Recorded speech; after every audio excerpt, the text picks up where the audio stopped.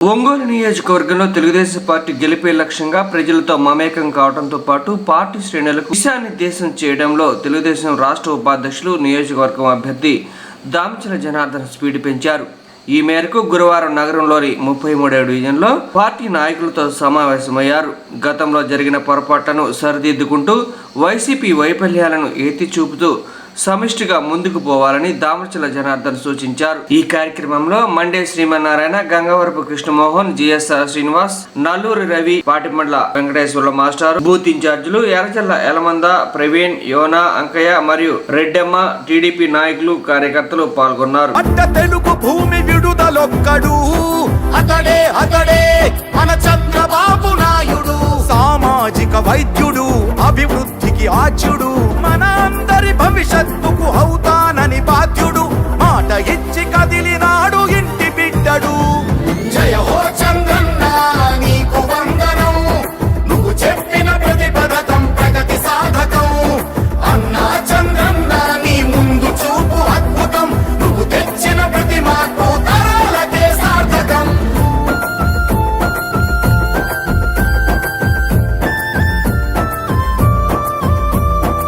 ఆడబిడ్డ నిధి పేరిట ప్రతి నెల 1500, తల్లికి వందనమని ప్రతి బిడ్డకు 15,000, ప్రతి ఇంటికి ఉచితంగా 3 సిలిండర్లు, ఆర్టీసీ బస్సుల్లో అతివ ఉచిత ప్రయాణాలు, ఆడపడుచు ఎక్కడున్న కలవరించు అన్నగా మహాశక్తి పథకమిచ్చే పుట్టినింటి సారెగా.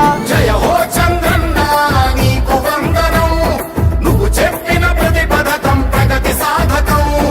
అన్నా చంద్రన్న నీ ముందు చూపు అద్భుతం, నువ్వు తెచ్చిన ప్రతి మార్పు తరాలకే సార్థకం.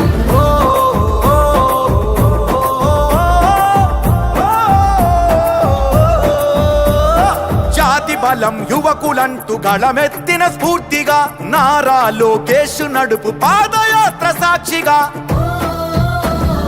ఉద్యోగం వచ్చు వరకు నిరుద్యోగ భృతి యువతకు ప్రతి నెలకు 3,000 పద్ధతైన శిక్షణలు, 20 లక్షల కొలువులు, 5 ఏళ్లలో పొంగి పొరలు. జయ హో చంద్రన్న నీకు వందనం, నువ్వు చెప్పిన ప్రతి పథకం ప్రగతి సాధకం. ఇక్కడికి విచ్చేసినటువంటి తెలుగుదేశం కుటుంబ సభ్యులందరికీ కూడా నా యొక్క నమస్కారాలు. ఈరోజు దామచల జనార్దన్ గారితో చిట్ చాట్ కార్యక్రమాన్ని మన డివిజన్లో నిర్వహించుకోవడం జరుగుతుంది. ఇప్పుడు మన డివిజన్లో ఏమేమి కార్యక్రమాలు చేశాము, ఇంకా ఏం చేయాలి అనేది దిశా నిర్దేశం చేయడానికి మన జనార్దన్ గారు ఇక్కడికి వచ్చారు. అదేవిధంగా మనం ఇప్పటివరకు కూడా మన డివిజన్ మొత్తం 2 సార్లు ఇంటింటికి తిరగడం అయింది. ఒకసారి జనంతో జనార్దన్ అనే పాంప్లెట్ ఇస్తూ ప్రతి ఇంటికి తిరగడం అయింది. తర్వాత బాబు షూరిటీ భవిష్యత్ గ్యారంటీ అనేటటువంటి ఈ పాంప్లెట్ ఇస్తూ మరలా ఒకసారి మొత్తం డివిజన్ అంతా తిరగడం అయింది. మనం బాబు షూరిటీ భవిష్యత్ గ్యారంటీలో 4 బూతుల్లో 2 బూతులు కూడా 100% చేసాం. ఇంకో 2 బూతుల్లో 50% అయింది. ఇంకొక 1-2 రోజుల్లో పూర్తి చేస్తాం అది కూడా. అదేవిధంగా మనం ఇంతవరకు చేసిన దానికంటే కూడా ఇంకా ముందు ఇంకా చేయాల్సిన కార్యక్రమాలు చాలా ఉన్నాయి. కాబట్టి ఇలాంటి కార్యక్రమాలు మనం ఏం చేయాలి అనేటటువంటిది మనకి ఇప్పుడు జనార్దన్ గారు చెబుతారు. వారు చెప్పిన దాన్ని ఫాలో అవుతూ మనం ఈ డివిజన్లో మంచి మెజారిటీ తీసుకురావడానికి ప్రయత్నం చేస్తారని ఆశిస్తున్నాను. అదేవిధంగా ప్రతి ఒక్క కార్యకర్త కూడా మీ అవకాశం ఉన్నప్పుడు ప్రతిరోజు రమ్మని మేము చెప్పం. అంటే ఎవరో పనులు పోగొట్టుకొని రావద్దు.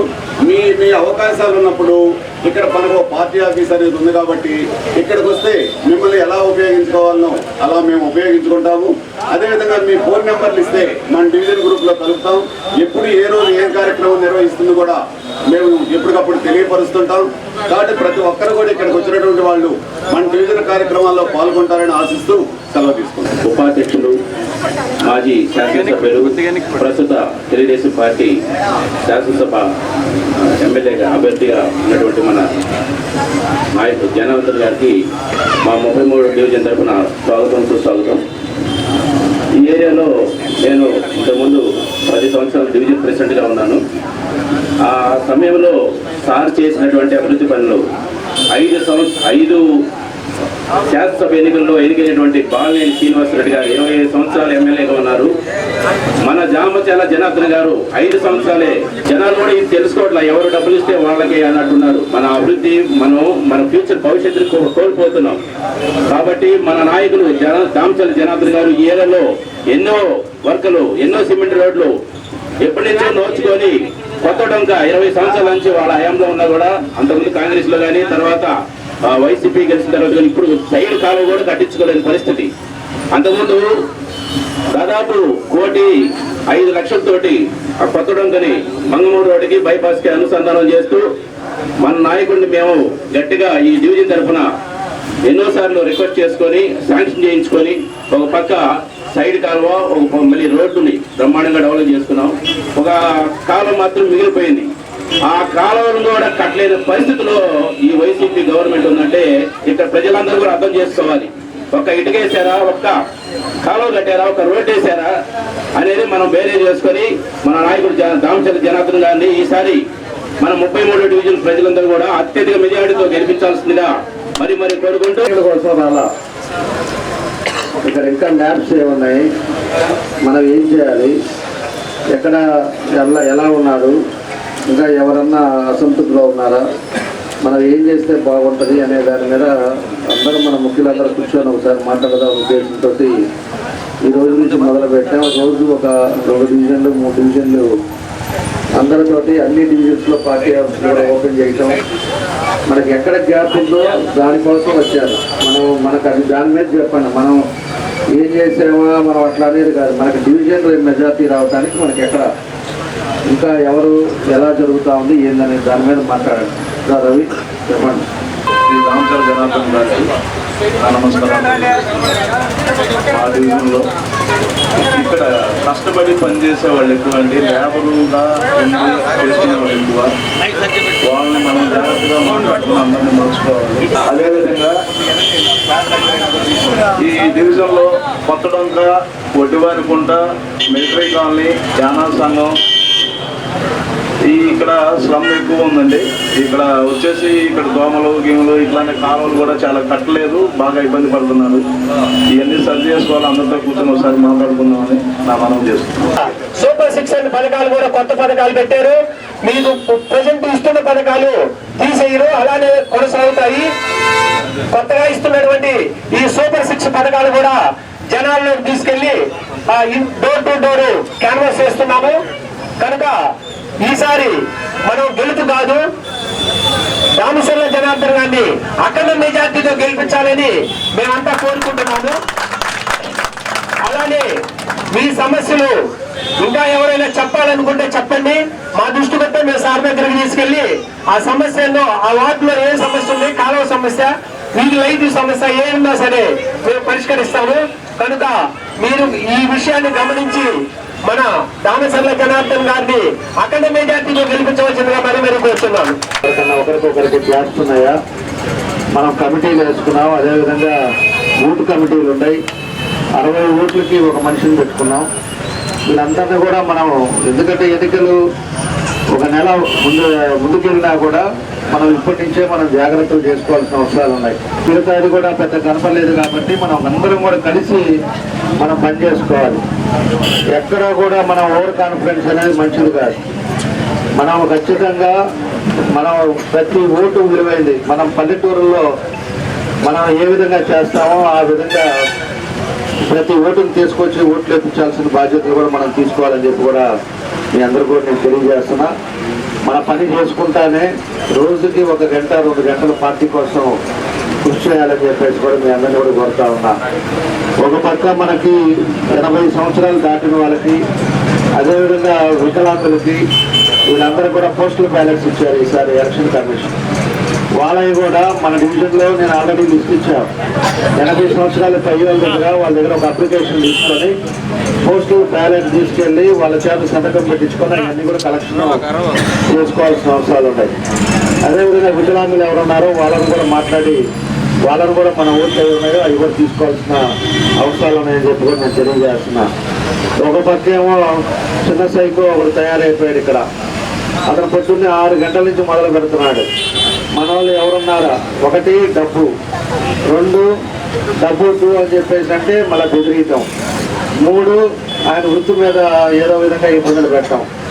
ఈ విధంగా అందరినీ ఫోన్లు చేయటం.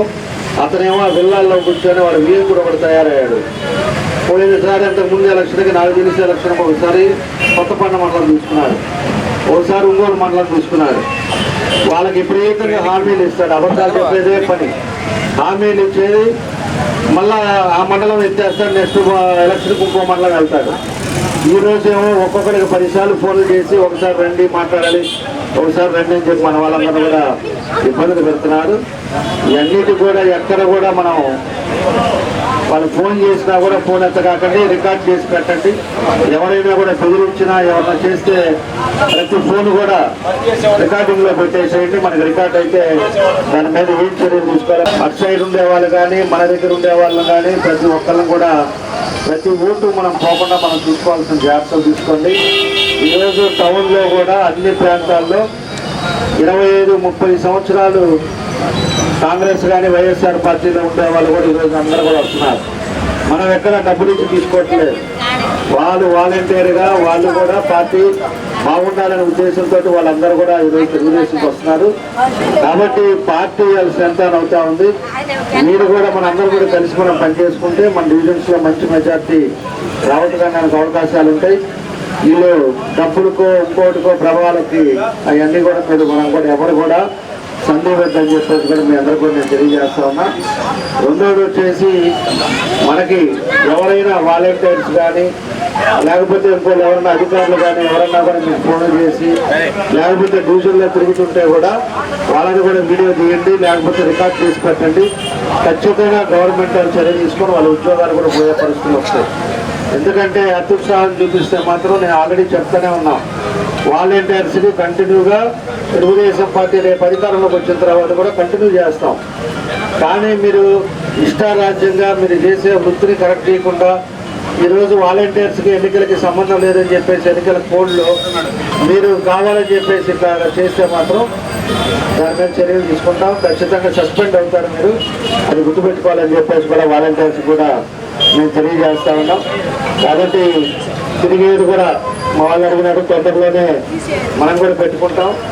అన్ని డోర్ టు డోర్ మనం కూడా అందరినీ కలిసే విధంగా అది కూడా పెట్టుకుంటాం. మనం ఎన్నిసార్లు ఎన్నికల్లో అప్పులా కలిస్తే అంత మంచిది.